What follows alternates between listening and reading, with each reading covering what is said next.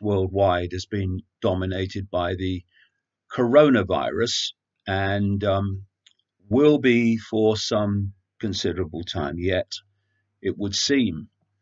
And with every day that passes, more and more, more and more events that come to light and decisions that are being made indicate what I was saying in my interview with Gareth as the public videocast last week, where I'm looking at the potential for so many things that this global cult wants to impose being possible to promote as solutions to the problem of coronavirus. And on the basis of who benefits, he who most benefits from a crime is the one most likely to have committed it, the fingers definitely start to point at the question, where did this virus come from? And I don't think it's natural. I think it was introduced for the reason, and all the hype that's going on around the world, for the reason of justifying lots of things that would not otherwise be able to be sold. And because of humanity's, not in everyone, but certainly enough you could call it innate fear of death and the unknown, for panic to start to be triggered. And not only that, for the survival mechanism to kick in to the point where, far from questioning the draconian potential and what is being talked about, in many cases what is being done, of state imposition, people in a fear of not surviving, fear of the unknown, fear of death, will just let anything happen. Indeed, demand it happens to protect them from what they fear. And in so many ways, it really doesn't matter. It matters to the people who get it, of course. It doesn't matter, though, from this problem, reaction, solution perspective, how dangerous the virus is. What matters is how you can get the population in large numbers to believe how dangerous it is, because you get the same reaction either way, because of what I've just described. And so you'll get the support to impose things that you wouldn't normally be able to do in the West, and get away with it without enormous pushback. And the other thing that I talked about with Gaz in the public video cast last week, well, there's a number of things. Actually, you can see it on davidicke.com if you've not seen it, is the fact that the punchline of this, or one of the punchlines, is when they come up with the vaccine. Problem, oh, coronavirus. Reaction, panic, save me. Solution, vaccine. So then the question comes, what's in the vaccine? And of course, because of the way everything's compartmentalized, very few people have to know exactly what's in the vaccine or what its effect is for a global vaccination program to unfold, where 99% of people involved have no idea what's in the vaccine and what its effect potentially could be. And it was kind of synchronistic, to say the least, that I did the interview with Gareth last Friday, and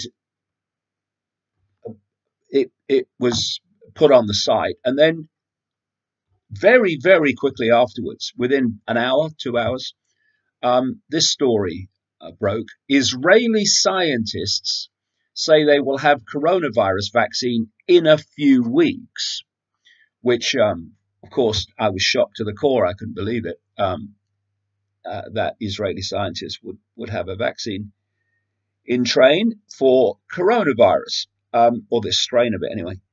And there are other points around the world where they're also saying that they are working on a vaccine. As I said in that interview, I would be staggered, shivered to me timbers, if that vaccine wasn't already in place before this coronavirus outbreak, and that it's being held back for long enough to let the virus terrify as many people as possible. So when the vaccine is introduced, bingo, people will not only be demanding it for themselves, they'll say everyone must be vaccinated to save us all. And, you know, when you look at the synchronicity, not really synchronicity, of this Israeli vaccine, it comes out of an organization called the Galilee Research Institute. It was announced by government people. And they're saying that this is a week ago, it could be available for humans within 90 days. But where did it come from? And how? Why so fast? And what they say in this story is that they were testing some technology relating to viruses, etc. And they chose to use coronavirus as the one to test and prove the efficiency of the technology. And then, amazing coincidence, the coronavirus, which they say they were using to test their technology, or prove their technology, broke out. And I'm just trying to find this one line. Yes, here it is. This is a spokesman for this group, biotechnology group leader, Dr. Chen Katz. And he said that they had chosen coronavirus as a model for our system, just as a proof of concept for our technology. And then there was an outbreak of that very coronavirus. And what Katz says is, let's call it pure luck. Well, let's call it not, if we've got half a brain cell on active duty. And when you then look around at what is happening and what is being suggested, you see that what I talked about with Gaz is happening. This is from Britain this week, and the Prime Minister Boris Johnson, who made a statement about the battle plan for coronavirus.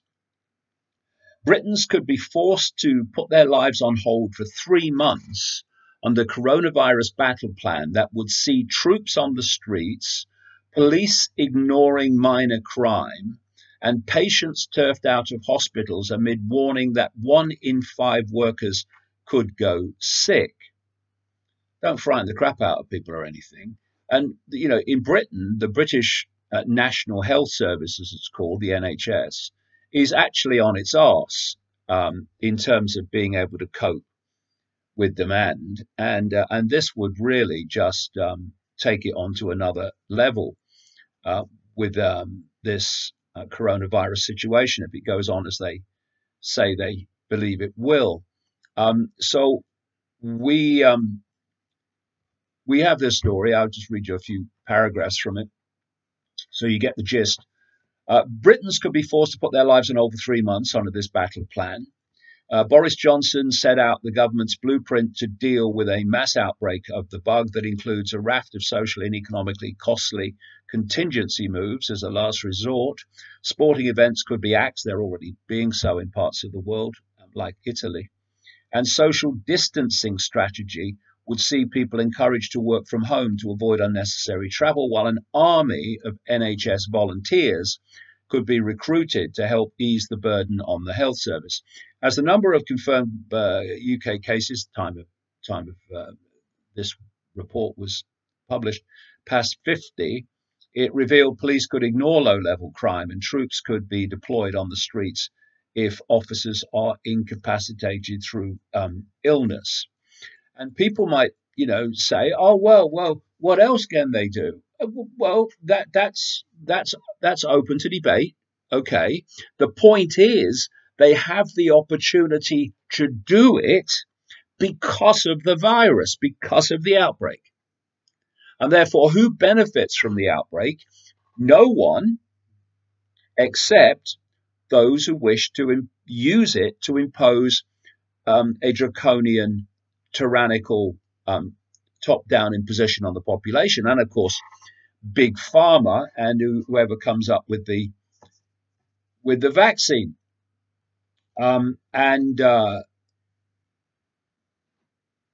also talked about this event 201, which was 6 weeks before the outbreak became public in China.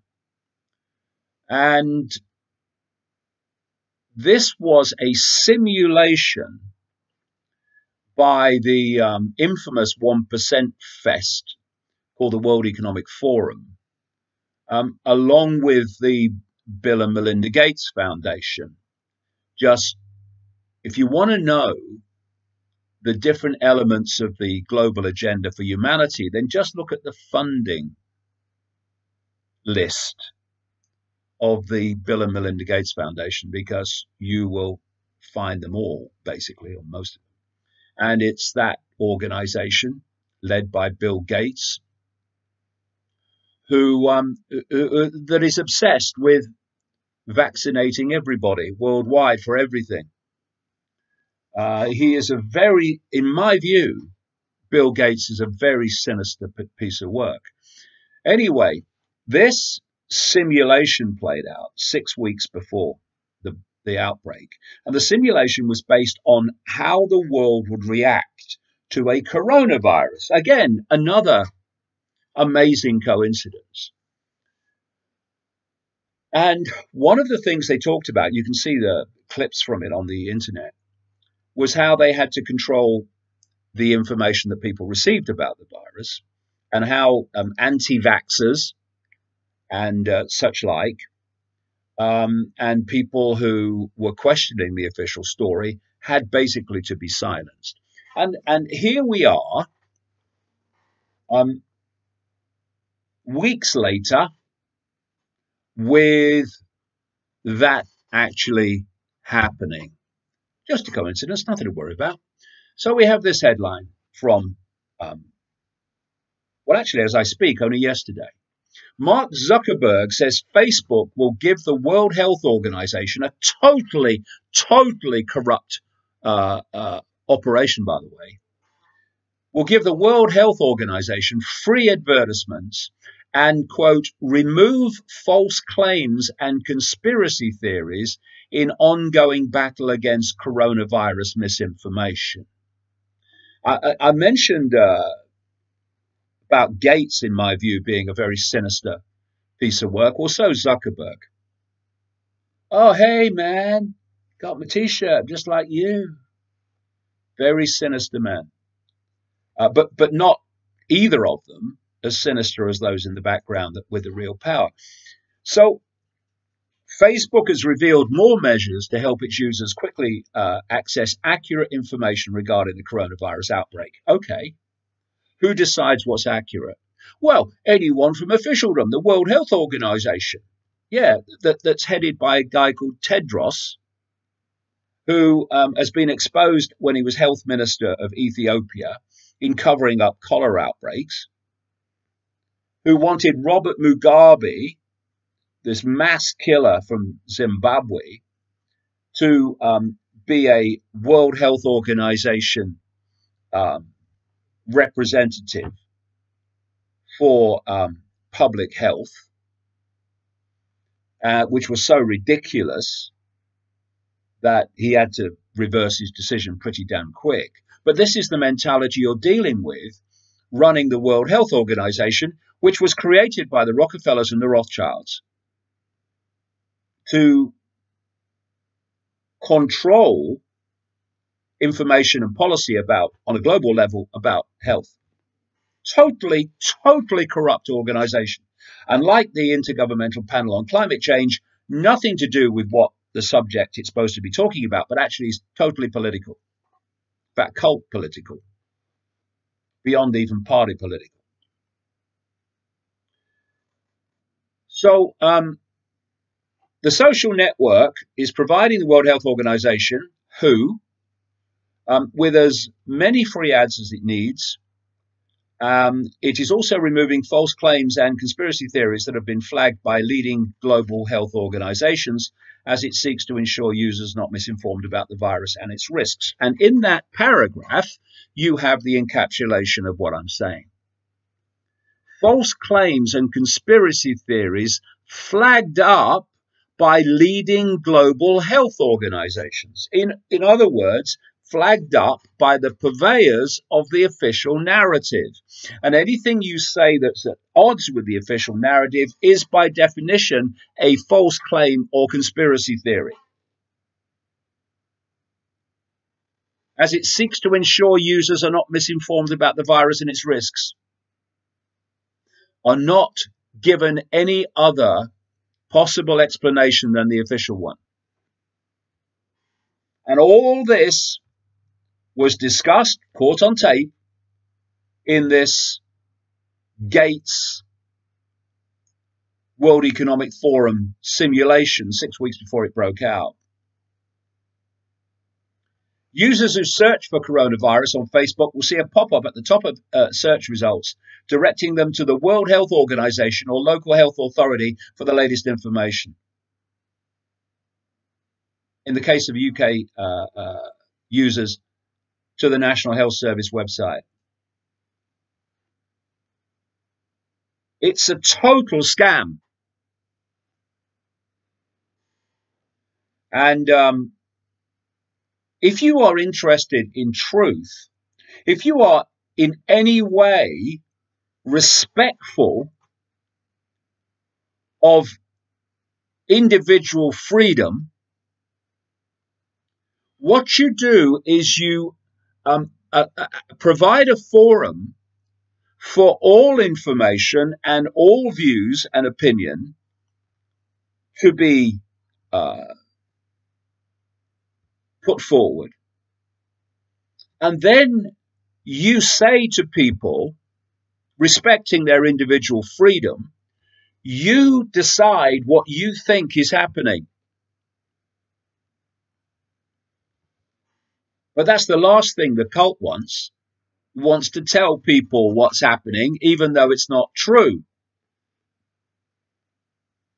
And your Zuckerbergs and such like, your Gateses, they're not interested in the freedom of people. They want to destroy freedom.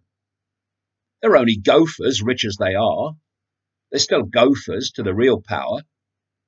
But they have no respect at all for human freedom.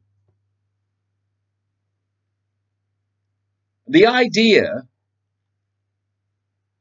that the only truth is official truth is an insult to the intelligence.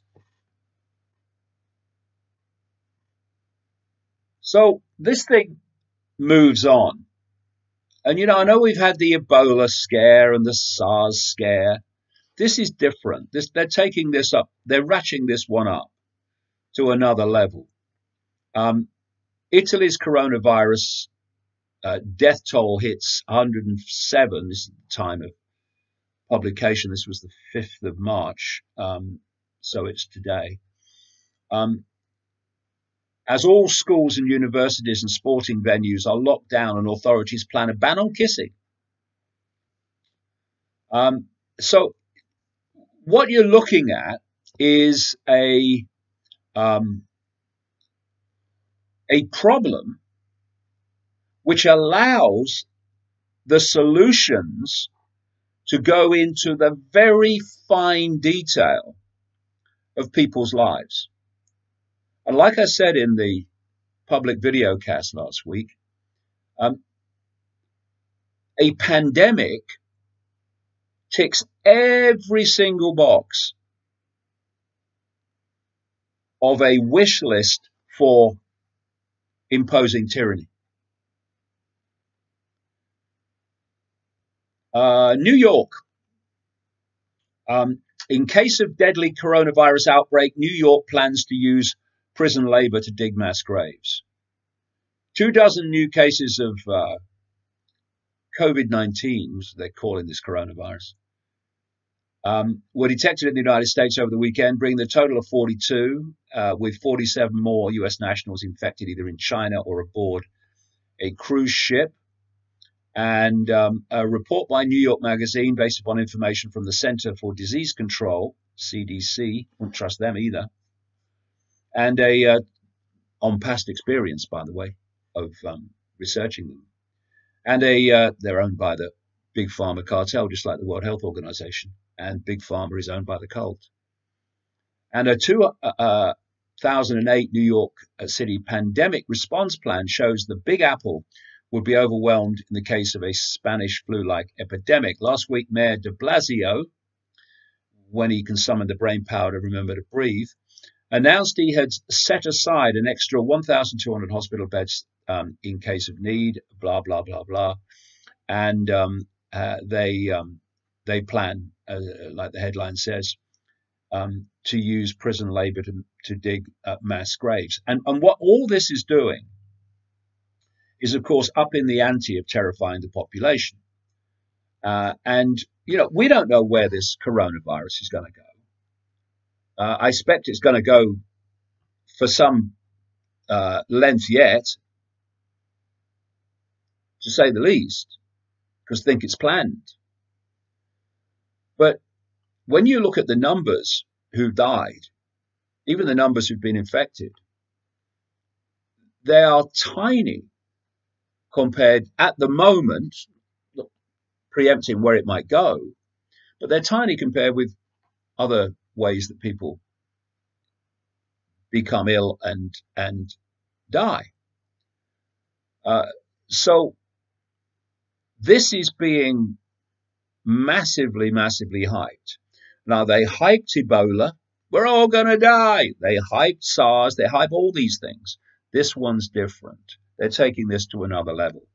And that, for me, after 30 years of tracking these people and how they work, is a big red flag for the fact that this is all organized. And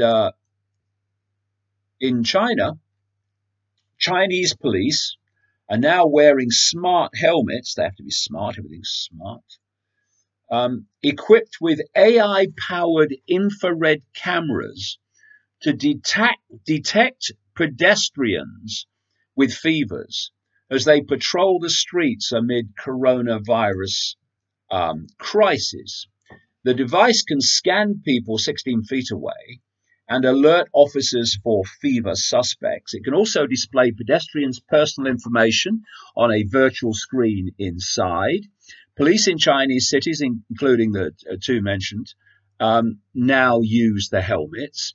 The developer says it produced the gadget especially for fighting the virus. Well, you worked pretty damn bloody quick, didn't you, mate? Just like the vaccine developers in Israel.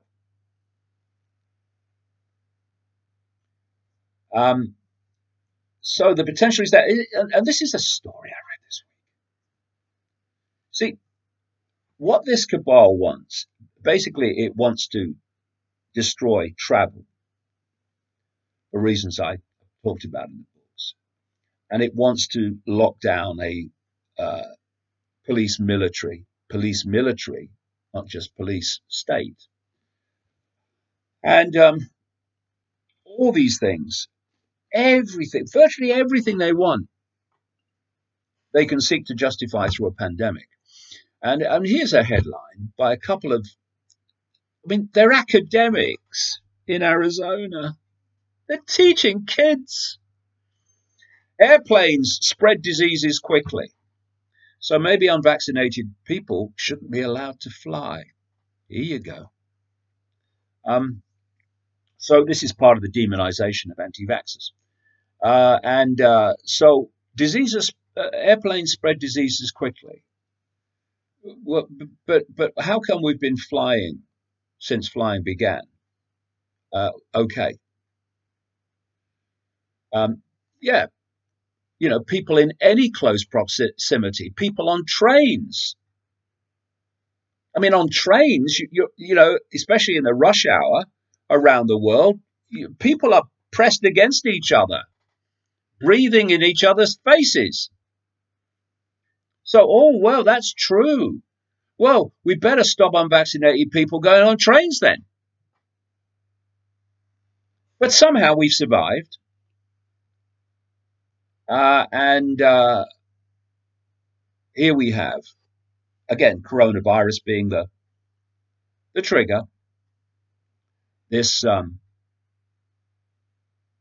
suggestion. As coronavirus spreads, the nation's leading health official, God help us, told a Senate committee we cannot seal off the United States to a virus. And so we have these two academics from Arizona who are now saying that I'll just read you this bit. Clear legal authority exists to link a vaccination mandate to air travel. After 9/11, the courts, which they'll believe was carried out by 19 Arab hijackers that couldn't fly one-engine planes. After 9/11, the courts emphasized that airlines are duty-bound to protect their passengers and those on the ground from risks. The CDC or Surgeon General could exercise authority to make and enforce such regulations to prevent the spread of communicable diseases. Under the US Constitution, the federal government indisputably has the power to act when regulating, quote, channels of interstate commerce. That includes the airlines. What about the rights of individuals who refuse to vaccinate? Courts have long upheld vaccination mandates for schools, where close and prolonged contact is inevitable, even though there is a right to travel and there are laws protecting religious practices from government encroachment. Our courts have explicitly declared vaccination is a government interest. They've upheld vaccine mandates for more than a century. Well, vaccine mandates, the imposition of vaccines, because that's what the cult wants. These basic legal principles, along with the facts that they claim are facts, suggest that airlines and airports are key to stopping the spread of disease. Public health intervention should obviously focus on them. After all, it's where the impact is likely to be greatest. Well, what about train stations? Like I say, buses. These people are teaching children. It is terrifying. And then there's another aspect, again, talked about in the video last week. Deaths from this virus are more likely among the elderly. And anyone who's read my books will know that there is an agenda for ridding the world of the elderly, or as Kissinger called it, useless eaters. The death rate of people infected with coronavirus is significantly ramped up among people over the age of 80, officials said. The chief medical officer for England, Professor Chris Whitty, said that overall around 1% who became infected might end up dying. The government's new battle plan for tackling the virus states that the elderly and people with pre-existing illnesses would be at the highest risk. Um, and he's saying 80% of the population, worst case scenario, could be infected. And what is also indicated in a number of places is that the elderly would not take priority in treatment if the system became overloaded. So everywhere you look, you see this. Another thing I find interesting is that we have this attack on and this a campaign against the regime in Iran. And I'm no supporter of the regime in Iran. I think it's horrible. But there are others around the world just as horrible that are actually on the other side, attacking Iran. But in the early period of its expansion, so many people in the Iranian government, not the Iranian nation, they are affected as well, of course, but the Iranian government have actually been infected with this coronavirus, gone down with it. Is that a coincidence? Maybe it is, or maybe it isn't. And then there's this one. Banknotes may be spreading coronavirus, World Health Organization warns.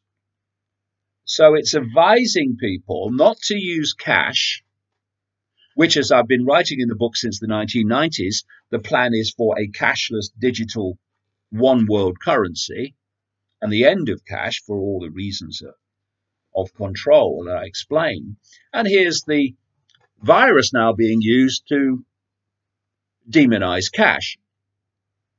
Oh no, don't give me any money, it might kill me. The World Health Organization has advised people to use contactless technology instead of cash, as banknotes may be spreading coronavirus. To stop the spread of the disease, people should use contactless payments where possible and wash their hands after handling cash. In other words, be terrified of it. Because in the end, as I keep saying, this is a psychological war on humanity. It's about controlling perception, which controls behavior.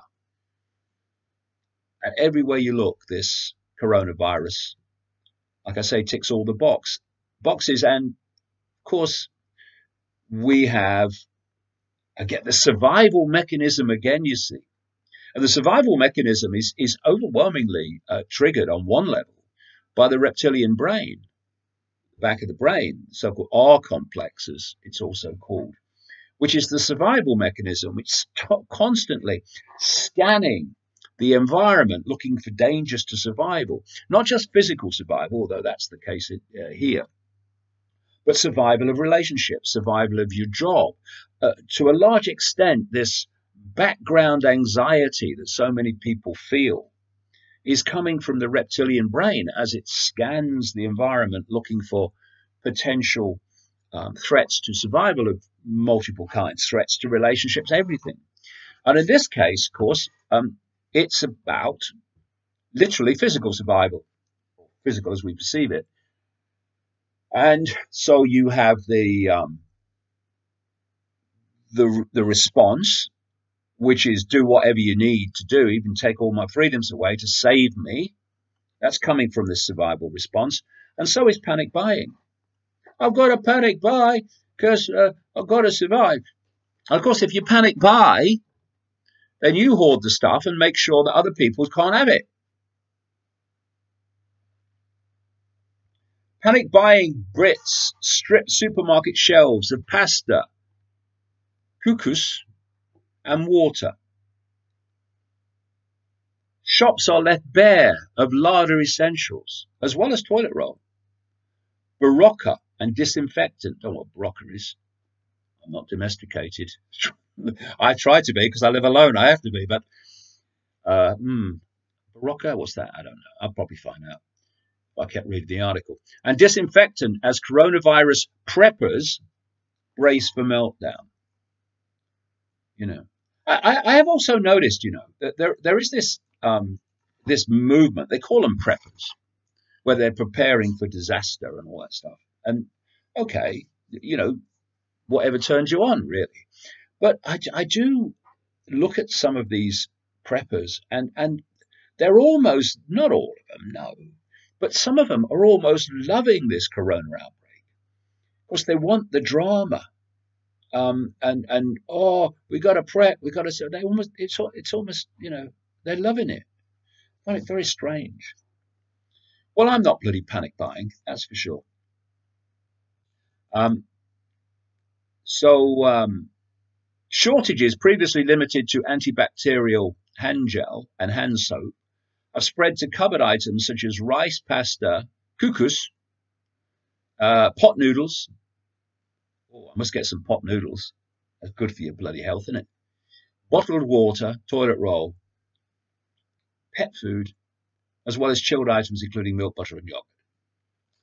Pharmacy shelves are emptying of pharmaceutical paracetamol, ibuprofen, and immune system boosting tablets such as Barocca, found out now, as people prepare to fight off the flu-like illness that has claimed hundreds of lives worldwide. It's claimed hundreds of lives worldwide in a planet approaching 8 billion people. Um, so just looking at pictures of empty shelves here. So, I mean, it's a psychological game, and what you have is this cult that is expert in understanding human psychology, and vast numbers of people who fall for the perceptual manipulation that the cult imposes on them every day. So there we are with coronavirus up to this point this week, and we'll see where it goes from here. But it's got some time to run yet, that's for sure.